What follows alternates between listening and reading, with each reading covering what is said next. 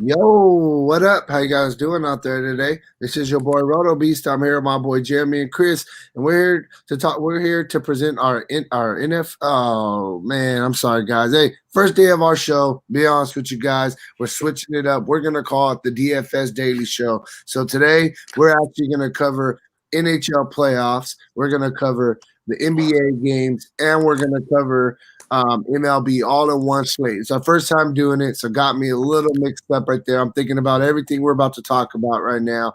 But nonetheless, hey, as always, make sure to check out the site, DFSCheatSheet.com. I mean, we got everything that you guys need, all sports. Like I said, just this video alone, we're doing MLB, NBA, NHL. We also got this weekend coming up, PGA, NASCAR. We got content in already up for that. We got that in the optimizer. A lot of sports really coming in on us quickly. So definitely, man, I'm ready to talk some sports and kind of get after it. You guys ready to go?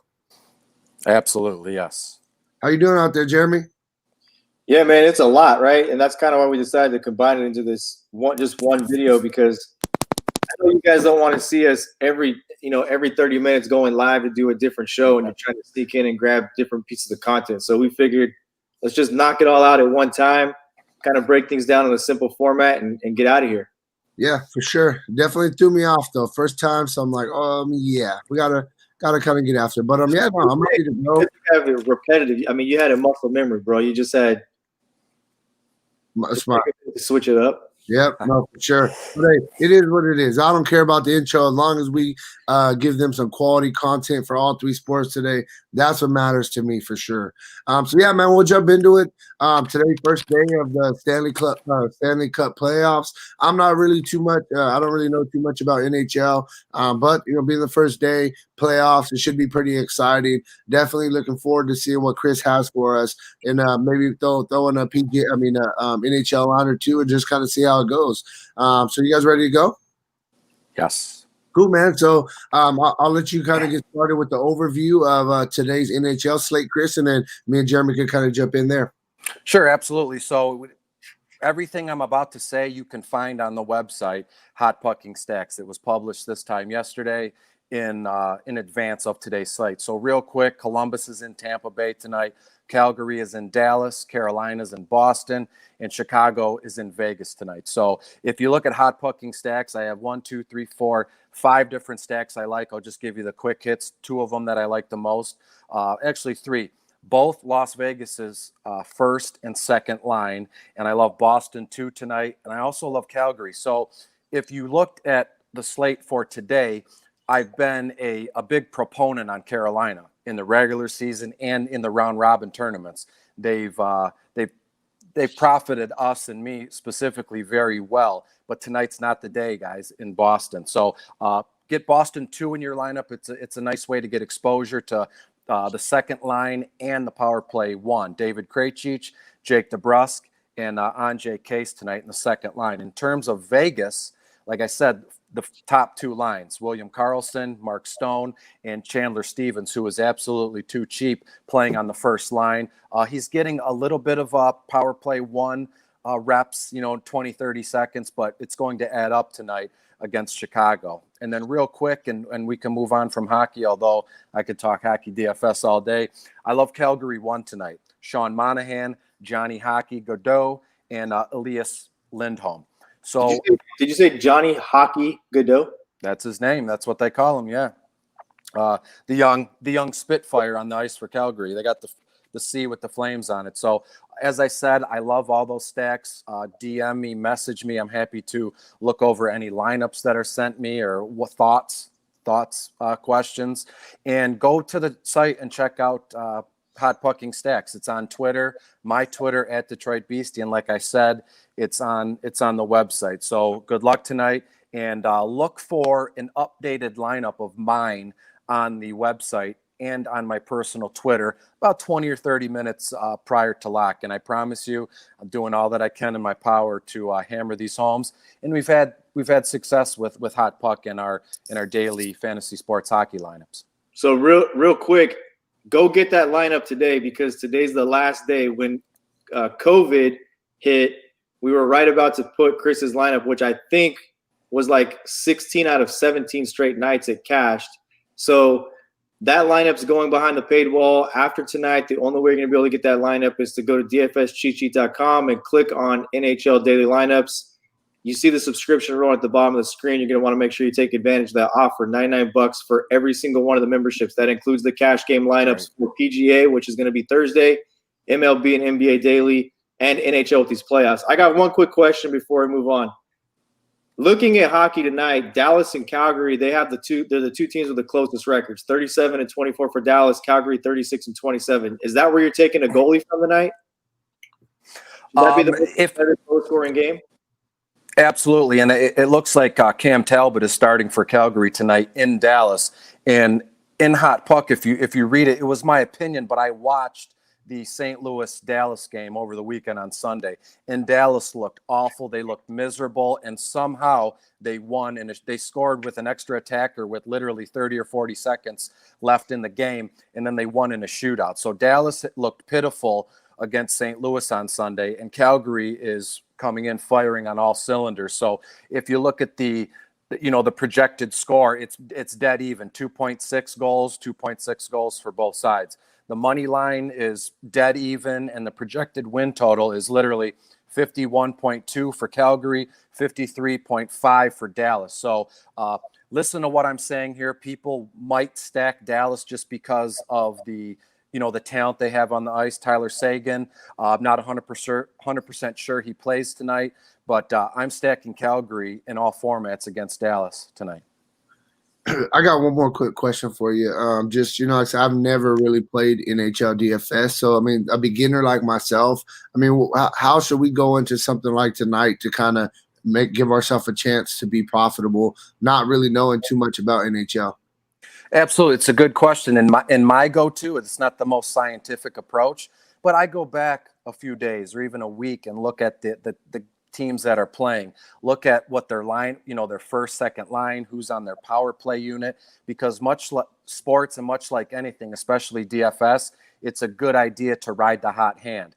If Calgary's first power play is, 5 for 20 and they're at, they're scoring at a 20% clip on the power play, those are phenomenal numbers. And again, with hockey, you ride the hot hand. Nothing really happens by mistake when it comes to ice hockey. These players know what they're doing, and in turn, it's up to us to take this information in and spin it to our advantage. So I would no doubt look to stack lineups, their first unit, second unit, even power play 2 numbers like Dallas on Sunday. Their first power play unit was god awful, and so in the second period, their head coach transitioned and he let the second power play unit get all the first crack on a power play. So stuff like that makes sense. So do your homework. If you don't have time, go to the cheat sheet, check out Hot Pucking Stacks, or just message me directly. I'm happy to help anybody out there. Not to cut Chris off in what he said and give any validity to it, but if you want to know, for me, Steph, knowing nothing about hockey, and when we brought Chris on, we were wrapped up in basketball and all kinds of other stuff, right? Go to Hot Pucking Stacks. You can actually go to our YouTube page. If you're on YouTube right now, go to our videos. I made a 2-minute video literally side by side. Go to Chris's article, take the stacks he's saying, like those players in the optimizer, and freaking generate your lineups and move on with your day. If you know nothing about it and you don't have the time, read the article, take the players, the stacks and the players he's recommending in there, the one-offs, the stacks, etc. Like those people in the optimizer and move on. Like I said, you can watch a 2-minute video on the website right now to see how to do that. Let the cheat sheet optimizer, in my opinions and stacks, let us do the work for you. Move on. As that. I love hockey and I dig in constantly. So let us do the work for you. I got you. All right, yeah, moving on. Sorry for the noise in the background. Sounds like we're in a war zone right now. A little plane went over my house right now. My bad. But moving on. You're in Jurassic Park. I didn't even hear it. Moving on. Next, we'll cover NBA. We'll go over this quick little NBA slate. It looks, pretty solid little slate right here. Main, we're looking at, let me pull it up. Sorry. We have 5 games. Main slate starts at 1:30 Pacific time on FanDuel. So, yeah, man, I'm ready to talk some basketball if you guys are ready to go. Cool. Yes. All right. So, yeah, if you want, you guys want to quickly just a quick 5 games, just go through them really fast, or you want to kind of just touch on some teams that are important right here, or what do you guys want to do? Yeah, man. You set it up and we'll knock it down. Okay, yeah. So we'll just quickly go through them real quick. First game, you got Phoenix going into Philadelphia or going against Philadelphia, facing the 76ers. And hey, man, what's up with these Suns? They've just been absolutely crushing it going into the bubble. I mean, really, you could say Phoenix is the only team that's taking it seriously, right? Like if you talk about teams that have been resting, and a lot of this stuff was locked up before some teams even got there. So to me, it's really simple. Devin Booker is a guy who's on a complete different level right now. Did you see that? I'm not trying to interrupt you. Did you see that shot that he took yesterday? It was literally like a 35-foot shot. He shot it like, hey, everybody on his team is looking at him like, did this dude really just take this shot? He swishes it. They just throw their hands up like, well. I gotta tell you, dude, Devin Booker right now reminds me of 2 years ago when you and I were grinding out the cash game lineup and we wanted Booker in our lineup against Boston and he put up like 79 real points, right? Like he's playing at that. We haven't seen this type of Booker in a long time. We haven't. This is like rookie year Booker, second year Booker is what we're seeing. But here's the thing: Phoenix is 2.5 games back of the 8th seed. You've got Portland playing tonight against Dallas.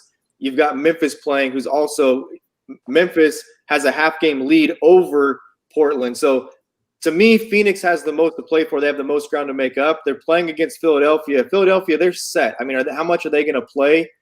They're ones. But the one thing I can count on is I know Devin Booker is going to go. He's going to go hard tonight. So, do you like Ayton against Embiid? Probably not. If it's a real game, can you play Ayton? You can contribute. Embiid's actually out. So Embiid did get ruled out. Yep. So, I mean, you got to love Ayton. You have to love Ayton. You have to like Ricky Rubio. I like all 3 of those guys. In fact, I don't like just all 3 of those guys. You could talk about Cam Johnson. You could talk about basically all 5 starting guys, right? Don't fall for the Saric hype, in my opinion, in this spot. If you don't know what happened yesterday, Ayton was going to be a very popular play, in my opinion. And then about 5 minutes before lock, he wasn't anywhere to be found. It came out that he had missed the COVID test. He'd end up getting tested and then ended up entering the game. But that's where Saric was so relevant. Saric got maybe a little extra run because there was no Ayton and made the rotation a little bit shorter. I'm not buying that hype. To me, this starts and ends with Devin Booker. FanDuel, very fair price tag. I know pricing since the restart's been kind of off, but in my opinion, Booker at 8,100 for what he's doing, it's a no-brainer, man. Load him up and move on. Yeah, for sure. I mean, looking at this Philadelphia team, I mean, they're pretty much locked into their playoff spot. We know that Embiid's out today. Ben Simmons out for the season. We're coming into today's game. Tobias Harris, a game-time decision. Al Horford, a game-time decision. So you're going to get a lot of these young Philadelphia guys coming off the bench, playing against a Phoenix team who's going to get up and down. I think it's going to be a very high-scoring game. And on the Philadelphia side thing, I think that this is where we're going to find some good value. You can look at guys like Shake Milton, Alec Burke coming off the bench to give that scoring punch. You could even look at this guy Thibault. He possibly will draw the start if Tobias Harris or Al Horford gets ruled out. You could even possibly look at Korkmaz, we've played him in the past when he's got an opportunity to be in a starting role. So for me on the Philadelphia side of things, we got to wait, see what happens with Harris and Al Horford, but we're just going to be looking at some value here in a game that should be very high scoring going against the Suns. I love that you talk about Matthias Thibault because that's a guy that we loved before the break. And the thing I've always said about him is he can score, and he was starting with their regular guys. He can score. But that guy's so long and gets so many steals, deflections, and block shots and rebounds. He really fills up the stat sheet at that price. Did you mention Richardson? I love him today. I didn't bring up Richardson's ruled out already. Oh, he's already been ruled out. Damn. That's what I'm saying. Philadelphia is super banged up right now, but they're not. They're basically, like I said, locked in, so they're not really playing for much. So they're kind of just resting their dudes more than anything. Sucks to lose Simmons though, man, going into the playoffs like that. Okay. For sure. I got either Boston or Antetokounmpo, one of those two. I like Boston. They're playing good right now. Moving on. Hey, actually, going right into what we're talking about. We got Boston going against Memphis. And nothing against Memphis, but Portland is going to take that final playoff spot. There is no doubt about it in my mind. Portland's going to take the final playoff spot. I mean, yeah, the odds of that are extremely high. You're right. But I just think Phoenix is going to make a run at this before it's all said and done, man. I really do. I think Phoenix is going to make a quick run at it, and we'll see. But talking about Boston, look, it's the same cast of characters here. You know, you start with a Marcus Smart. I don't think Kemba Walker is going to see a ton of run until they get into the actual playoffs. It's been a thing with Kemba Walker since he's been in Boston. So, you know, I like Smart. That guy's the dog on that team. That guy's the guy that does all the dirty stuff, and he can score. He can play like a point guard. He can play like a 2. He can play like a really small forward as well. So, to me, I love Smart at 5,400. I don't want to pay 8,200 for Tatum or Jaylen Brown because I think those are a little bit more popular plays. For me, I like the play of Gordon Hayward. So, to me, with Boston, I'm looking more at Marcus Smart and Gordon Hayward in this one for the exposure. I think this is going to be an extremely competitive game, though, because, like I said, Memphis has – I mean, they're like hanging onto the side of a cliff, man, and their fingers are starting to slip off. Right. Yeah, for sure. On the Memphis side of things, I mean, if they are going to have opportunity to take this game, it's going to be their main guys. I mean, you got Jonas Valanciunas. We like big guys going against Boston. Plus, it's looking like Theis is possibly going to be out. So they're going to play an undersized big. I think it's the spot that Valanciunas could absolutely crush here. Ja Morant, 7,400. The guy gives us the upside. He's their best player. They need him to play well. I like him. Outside of him, a couple guys you could throw in there. You could look at a Dylan Brooks. You could look at a Brandon Clark, who's been getting some extra run since Jaren Jackson went out. You could even throw in Kyle Anderson at 4,400. But for me, the main guys is Jonas Valanciunas, Ja Morant. That's really where I'm at with Memphis. Bro, let me ask you a question real quick before we move on. We're Laker fans, right? So, like, for us, as far as like being a fan, we're not Celtics fans. We're Laker fans, right? So it's not like when I say we're fans of Enes Kanter, it's like that's a guy on our team. Why isn't he playing? Like, why can't this guy? Like, what is it where he doesn't get the run he deserves? I don't understand. Honestly, bro, I have no idea. I mean, anytime the guy plays 20 minutes, he basically gives you a double-double. 20-point upside night in and night out. I don't know. I just think that a lot of teams think that he doesn't want to play defense is what I think. But at the same time, when I watch him play defense, I mean, the guy's getting double-digit rebounds, so he's on the boards. It's not like he's just sitting there watching. So, yeah, I'm not sure. Especially I personally think he should be a guy starting for Boston. That's just my opinion. Or playing 25 minutes off the bench, right? I just don't get it. They put other guys in over him. Definitely. Moving on, team that we were just talking about, Portland going against the Mavericks. Yeah, and you start right here, obviously, with Dame. You start with Dame. The price tag is $9,900, but look, I really don't care. This team's on a mission, and I'm going to tell you this right here. Carmelo Anthony, you have to give this guy some credit, man. His feelings got really hurt, and he didn't take it as an opportunity to cry about it and just say, I'm done with the game of basketball. He went and got himself in shape, and he found a situation that fits himself. To me, these are my favorite two plays in this game is Lillard and Carmelo Anthony. Yes, you can look at McCollum. Yes, you can look at Nurkic. Yes, you can look at some of these other guys. The third guy I'm going to throw in the mix is Gary Trent, playing a lot of minutes. It's a guy that you and I have talked about all season long. All season long, Gary Trent has made an impact. It's a guy that I've played as a value play going back to pre-COVID. It's a guy you still want to get exposure to right now. You look at the minutes that he's averaging, which are 34.2 minutes. He's the guy nobody thinks about. For $4,500, it's like, oh, well, maybe there's another guy who can play or whatever. Gary Trent is not like a household name, but the guy can drop threes, so get you some assists. He's like, in my opinion, a better version of Bogdanovich with Sacramento, to be honest with you. So Lillard, Carmelo, throw Gary Trent some lineups, and I'm moving on with Portland. Yeah, I mean, on the Dallas side of things, they really don't have nothing to play for. They're basically locked into their playoff spot. They're banged up right now. This is a chance for them to kind of get healthy going into the playoffs. Finney Smith, Seth Curry, Maxi Kleber, all game time decisions. I think that Seth Curry actually already has been ruled out. I've just seen that right before we got on here. They are going to compete, if they are going to get after it, we're looking at the three main guys. You're looking at Doncic, you're looking at Porzingis, and you're looking at Tim Hardaway, their third scorer. Outside of those three main guys, the only other guy I would say that we could throw in there is a guy like DeLon Wright. We know that he can score in bunches. Seth Curry ruled out. There should be some extra run for him there coming off the bench at 4,600. I think he gives us a little bit of upside as a GPP play. But for me, Dallas, if they're going to compete, it's going to be with their main guys. Moving on, next game we're going to talk about, we got New Orleans going into Sacramento to face the Kings, or going against them. I keep them used to them going in there. It's in the bubble.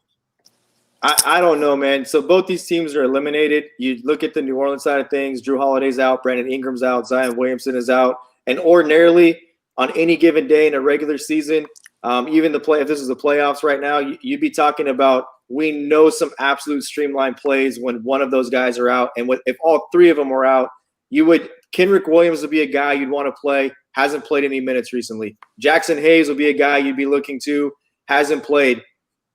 Jahlil Okafor would be a guy that, how many times did we use Okafor when a big man was ruled out for New Orleans and the guy goes out for 45, 50 fantasy points? He's not really getting run. So, Lonzo Ball seems to be very consistent at 31 minutes. So I like the price tag of 6,700 for 31 minutes when I've got Dame as a pay-up spot and possibly a couple of other values on the slate. I don't know. I don't really know what to do with this team, to be honest with you. I can tell you this, from a GPP standpoint, I would take some of these guys in lineups tonight and understand what I was doing. Understand that I'm looking to get lower ownership on some guys that have a chance with some upside. And if they bust, I understand that going in. Like I'm doing it for the reasons of being different, because we don't really know what the hell New Orleans is going to do. They've been eliminated. They got all kinds of guys out. We don't know who's going to get run. It's going to be Thornwell, or it's going to be, Okafor. Who's going to get run? So I would burn some lineups with some entry fees, with some exposure to these guys, but with the understanding of, if I get burned because they don't play, it was a calculated risk that I took, if that makes sense. Yeah, for sure. I mean, we talk about Sacramento. All these guys are coming in fairly cheap. I think you can literally basically look at their starting lineup. You got Bogdanovich, 5,600. He's been playing very well. Corey Joseph, Alex Lynn, both coming in at almost close to bare minimum price tag. Bijalika, he's a guy at 4,800 that we can look at. Harrison Barnes, even Buddy Hield. The only thing that really worries me about these guys is we don't have any of these guys projected for over 30 minutes. They're not really playing for anything, so they're not going to go out there and throw their guys out there for 40 minutes in a game. They're all going to play 26 to 28 minutes. The ultimate trend for me that I'm really starting to look at in the NBA is there's a couple of teams that are actually playing for stuff. Those are the teams that you really want to target. Some of the other teams are already just kind of out the playoffs, or they're already kind of set in their playoff spot, so it doesn't really matter. So the next couple of days is going to be really tricky for NBA until we really kind of get the playoffs where it starts mattering again. Moving on, final game of the night, we got Milwaukee going against Washington, another game that honestly is basically meaningless, and we love attacking this Washington team. One quick thing before I move on. Somebody put they asked you. I got you. Shout them out. Yeah. Go ahead. So real quick. So we got our man. We have our Discord chat where we talk sports all day long. We got our man Sam. Give my man a shout out. He said tonight that it's gonna be Giannis's brother. It's gonna be how do you say his name? Danis. Hey, he said tonight Danis is going to be the slate breaker at 3,900. So I don't know how much you buy into that, but it actually kind of makes sense to me a little bit. I'm going to tell you guys that I think might be a slate breaker before we move to this game. I think there's a good chance you could see your boy Alex Lynn break the slate tonight. I love Alex Lynn. I was just looking at him.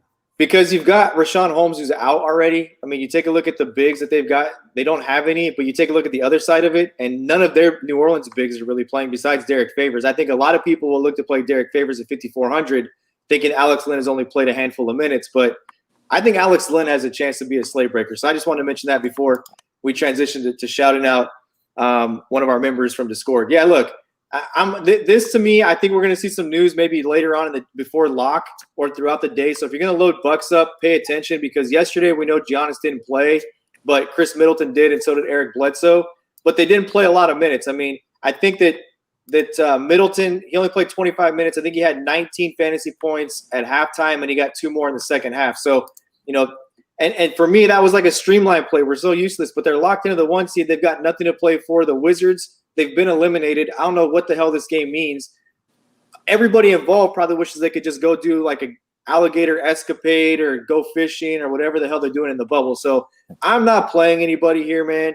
I'm moving on from this game. I don't really want anything to do with it. I think that they're just trying to move on. If you want to load up Thanos', Giannis's brother, and take it on the slate breaker, I think it's a great play. It's the same kind of play that I'm telling you to do in New Orleans. Load them in some lineups and say, you know what?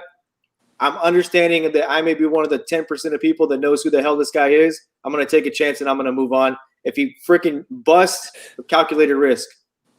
For sure. One guy I do like in Milwaukee, though, I think he's actually going to play a bunch of minutes. I like Sterling Brown. I think Sterling Brown's a guy that he's a guy off the bench. They're going to give him a lot of run, kind of build his confidence. They're a guy. He's a guy that they need in the playoffs to come off the bench or kind of give him a little bit of quality minutes. But yeah, I'm with you. This game is really meaningless for Milwaukee. I'm on the Washington side of things. I mean, let's face it. The Washington games have been meaningless basically since the first game of the season. All right. Oh. So I think that there's hey, it is what it is, So I basically think that Washington, they're going to basically see their regular rotation. They're going to play their guys. They're trying to see what guys have what to kind of start, preparing towards the next year. Bro, what? Who on this roster, right? Like, are they having tryouts? Is that what you're saying? Because John Wall and Bradley Beal are the core of this team. They're both locked up, right? And then the third guy you're going to throw in the mix is Hashimura, right? Like, they got a core right there. So, I don't know what are you trying out for? Like, I think this roster is going to implode and move on. No, I think so. So outside of Hashimura and a couple more core guys they got, Thomas Bryant is one of their core guys. Troy Brown is also one of those core guys as well. And then I like both of those guys today. And then another guy I do like is Smith. Shabazz Napier coming in as a game time decision. I don't think he's going to play today. Is Smith, if he's going to get 28 to 30 minutes, I think he's a guy that we can look at 5,700. But outside of that, I mean that's really where I'm at. Other than that, you're just kind of taking stabs, basically like what you're talking about with some of the other teams. You're taking stabs at some guys that you think are going to get some extended run, and hopefully that they're the guy that nobody picks up, that it's 1% owned that you get that kind of goes off. Moving on, I mean that's really where we're at with NBA. Today's kind of a tough one. There's a lot of games that don't necessarily mean too much. But let's talk some MLB if you guys are ready to move on. Finally, absolutely. Yeah, for sure. I felt like I wish basketball was in the same spot that the NHL just moved to. I wish that it was the playoffs. And I mean, so that's where it's really going to get fun for basketball. Yeah, no, for sure. I'm definitely with you. So, MLB, I mean, MLB's been pretty fun. A lot of. Hey, did you hear with MLB? They're talking about they want to possibly start a bubble for the playoffs. It's not a. At this point in time, whatever you got to do to finish the season, man. Right. They're just trying to get through, so they don't have to. The problem with baseball.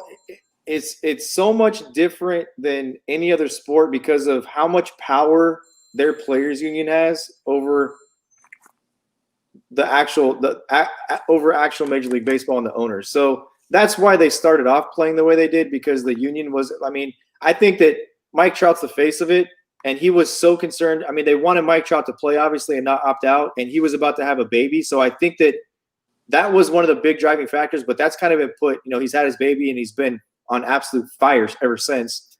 But I don't think it's a bad idea. So I have a question for you guys. With MLB, we got 24 teams playing. There's teams that don't really need to be talked about. So for the sake of this video, do you guys we can kind of go in a rotation and pick our top 2 or 3 favorite teams that we're liking each and just kind of go through it real quick? Absolutely, yeah. What do you think about that? That's cool? All right, no, I think that look, if you want to get a more in-depth analysis of the entire MLB slate, check out our core plays video that we'll do later on today, where we'll actually give you the plays we're going to be on. We'll put you on some games right now that you should be looking at. Come back. Chris's crush spot article is up. I just got tongue twisted. His crush spot article is up right now. You can take a look at that, and then come back around about 3:30 Eastern time when we put up our core plays. You'll get cash game cores, crush spot plays, and stacks that you should be putting in your lineup. Okay. So I'm going to go the easy route. I'm gonna get us started with the main event. I mean, you got we could just talk about just a couple games that we're liking as a whole, and we just go from there. So obviously you got Arizona going into Colorado to kind of face the Rockies out there in Coors Field. So it's crazy because you actually you got Arizona with a little bit they have a little bit higher implied run total than Colorado. So what's your guys' thoughts on this game? I love the Marte brothers. I'm stacking them again. This morning when I was writing this article, I thought, well, it seems like every day it's like I'm telling people to start the same guys, and I had to realize, so what? If it works, it works. So the Marte brothers are huge for me tonight, and really in that game, that's about it for me. On Colorado's side, how can you go wrong with Trevor Story? He's another guy at shortstop I'm liking tonight. And again, I have to realize that it's okay to play the same players day in and day out. If they're working and they're hitting and they're making your DFS lines money, then who am I to tell you otherwise? Chris said something about hockey when he said, you asked about process, go back a couple of days and kind of ride the hot hand. This game has the best one-off player that's worth every single dollar to pay it for tonight, and Charlie Blackmon. I know that it's only 64 at-bats right now through the season, but through 64 at-bats, this guy has Hall of Fame numbers. I'm talking like Barry Bonds prime, a 1217 OPS. He's got 31 hits, scored 16 runs. He's 31 for 64 right now with 3 bombs, 19 RBIs. He's hitting 484. He's at home at Coors Field, and I know that you and I have a little bit of a different opinion when you talk about BVP, but going against Zach Gallen, he's 4 for 6. Right. So you got a guy who's red hot, who's 4 for 6 against the guy, and that's probably not the largest sample size. It's probably just 2 games, and if he's 4 for 6, he's probably 2 for 3 each time. But 4 for 6, 2 doubles, and a run scored. It's if you're going to build 4x3 stacks, then I would even make sure that I was trying to shove Blackmon in those 4x3 stacks where I was getting exposure. And he's doing it all kinds of ways. He's hitting the ball to all fields. He's the hottest player in baseball. He's the best one-off play on the slate. Yeah, for sure. And then just kind of on the flip side of things with Arizona, small sample size, but you got Nick Ahmed coming in very cheap, for being in Coors Field. The guy's 3,000, and the guy is he's 7 for 22 with a homer and a couple doubles. And then you go back to what Chris said, and you go with Marte, Ketel Marte, 7 for 22 with a couple doubles and a couple home runs as well. So both of them see them pretty good. And Nick Ahmed, I mean, he's starting to heat up a little bit. He's got 4 hits in his last 2 games. He's starting to heat up a little bit. And his defense was going to keep him on the field for the duration of the season. 5 extra base hits too off the pitcher, so you can't go wrong with that. So I really like that game. Another game that I think is going to have some runs in it. Is I think what do you guys think about the Tampa Bay and Boston game? Yep, game stack. That's another game that I think you like. Last night when we talked about, when I did my stacks part, I thought there was a few games you had to get game stacks for. Arizona and Colorado was one. Obviously, I think that game ended up being 12-7 or 12-8, something like that. So there's 20 runs in that one. Oakland and the Angels, a rivalry game. Tonight, same thing. This Boston-Tampa Bay series, it's the same exact type of series that Oakland and Anaheim series is. It's a division game.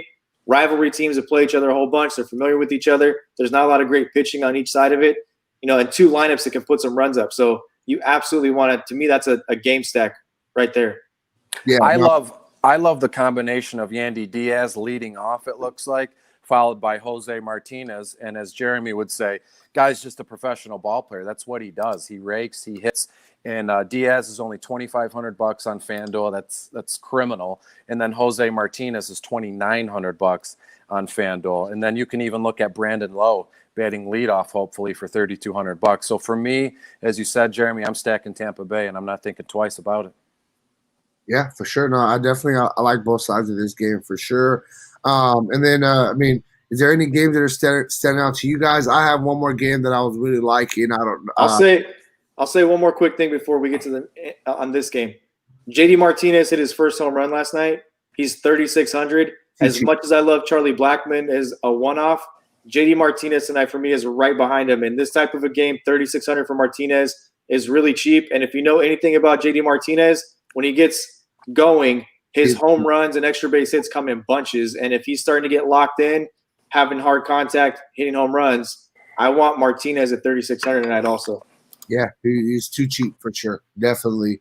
One more game that I was really liking. I like the Atlanta and New York game as well. Absolutely. That might be my favorite game tonight, just for the Yankee side of things. If you look, Atlanta's in town. Touki Toussaint's pitching. Last time out for him, he was phenomenal. And it's as Jeremy says, it's a recency bias there, where Touki's $7,400. He pitched phenomenally last time out. Maybe we'll cool off with the Yankees tonight. Absolutely not. I love Mike Ford tonight. Very $2,300 on FanDuel. Looking at my notes, and then the combination of Gio Urshela for $3,100. And Gleyber Torres for $2,700. Now you might say, well, as far as the Yankees bats are concerned, it's not your usual cast of characters. You know, DJ LeMahieu, Aaron Judge, Gary Sanchez, who he's been okay. So for me tonight, it's Mike Ford, Gio, and Gleyber Torres, and they're all very reasonably priced. For sure. What do you think, Jeremy? I think that I'm with you. You load up. I'm not impressed. Montgomery was a guy that I liked when he made his debut. I thought as a really good tournament play because nobody knew anything about the guy. He had strikeout upside, and he was a very cheap pitcher a couple years ago. But he hasn't really lived up to any of the hype that was behind him as a prospect when he came in. So you load up the right-handed bats there, and with the Yankees, it's pick your poison, right? Who do you want to pitch to? Who do you not want to pitch to? So, Touki Toussaint, I think. I see Ben is saying load up the Yankees against Touki, but Touki, I think, makes for an intriguing GPP play. And don't go crazy where you get 25% exposure to the guy. But if you want to load up, if you're making 150 lineups tonight and you want to put him in 5% of your lineups, I think it's a really solid leverage play. Just piggybacking off the last start, everybody is going to be on this game, especially on the Yankee side, because it's Touki Toussaint. I just think if he has shown flashes where he's been really good over the last couple of seasons. So I think it's a really good leverage play. And look, I can't overstate this enough, right? I'm not talking about going 25 or 30% here. I'm talking about like 5% of your 150. Right. And then just to kind of, I really do like the Yankee side of things, but I think that you can also look at Atlanta. You got the wind blowing out 11 miles an hour to left field. I'm liking some of these righties for Atlanta. We're looking at Acuna at the top of the lineup, gives us some upside. Acuna, you can look at Ozuna as well, batting in that cleanup spot at 3,500. Freddie Freeman, I don't really care for the lefty-lefty matchup, but Freddie Freeman's a professional hitter. I like him. And last but not least, I'm going right back to the well with my man, Adam Duvall, 2,300. The guy's been, having a really, really solid start to the season, coming in dirt cheap. I think that he gives us some power upside at almost a bare minimum price tag. He's a guy I think that we could throw in there as well. I will not build an Atlanta stack without Dansby Swanson. Go and do it. Yep. No, Swanson for sure. Swanson, and I also like Dienard as well. He's been swinging a pretty good bat also. I'm liking these righties. Outside of the Colorado game we talked about, the Boston game, the New York game, any other games that you guys are really liking to target today? I'm going right back to the well in Anaheim, man. I'm going back to the A's and I'm going back to the Angels. Look, I like the entirety of this game. I like the pitching and I like the bats, and I like it for tournaments because Dylan Bundy, if you say Dylan Bundy on any one of these DFS shows, everybody's mind goes to gas can. If you say Mike Fears on any one of these shows, everybody's mind goes to gas can. But both of these guys can pitch as well a little bit. And Bundy's had some success, and notably against the Athletics since he's come over to the Angels. So I like this game all the way around. I think you could see a 2-1 game, and I also think you could see another 10-9 game. So I'm going to have exposure to the bats, and I'm going to have some exposure to the pitchers. Now, when I'm talking about pitchers, again, I'm not saying 25 to 40% with Fears and Bundy, but I am saying I'll probably have 5 to 7, 8% of those two guys in 150 my lineups tonight. Yeah, no, hey, once again for me, I'm going right back to the well with Mike Trout. Mike Trout against Fires, 12 for 31, 4 doubles, 5 home runs. The guy absolutely dominates him. Another guy, if he's in the lineup, you can look at David Fletcher, 7 for 11. The guy's batting almost 700 against Fires. A couple guys that are standing out to me right there. And then on the Oakland side of things, Chris Davis, 6 for 16, 3 home runs. He's a guy that's had a really slow start to the season. Maybe this could be a get-back spot. He sees the ball coming out of Dylan Bunny's hand. Very good. Buy low opportunity. I think that he's a guy you could possibly look at as well that gives you double dong upside. Real quick, if I may, transition. I love Texas tonight. There's 2 left-handed batters in Texas tonight versus left-handed pitcher Marco Gonzalez, Rougned Odor, and Joey Gallo. Odor batting 3rd, Gallo's batting 4th. Again, both left-handed bats against Marco Gonzalez, who's actually been pretty dang good. If you look at his last 2 starts, I know this isn't a glowing review for, doing a little mini stack of Texas. He had 47 fantasy points on July 30th in LA against your Angels, Jeremy. And then on August 5th, he put up 43 points again against the Angels at home. I feel very comfortable about, a one-off of Joey Gallo batting 4th tonight, as I've said, for $3,900. That's pretty cheap. He hasn't broken the $4,000 threshold yet on FanDuel. And then real quick, if I may, I'm going to the home ballpark, downtown Detroit, Comerica Park. The White Sox are in town. That the Tigers they've been playing fantastic. And to be honest with you, the visiting teams have been awesome too. It's just been fireworks downtown the last, 5 days or so. Luis Robert is back in the lineup. I think he sat out Sunday just for like maintenance purposes. So again, it seems like going back to the well is the theme of the broadcast today. So I'm going back to the well again with Luis Roberts, Juan Moncada, Jose Abreu hit a bomb Sunday. Yasmani Grandal is nice. Eloy, I could just go up and down the Chicago lineup.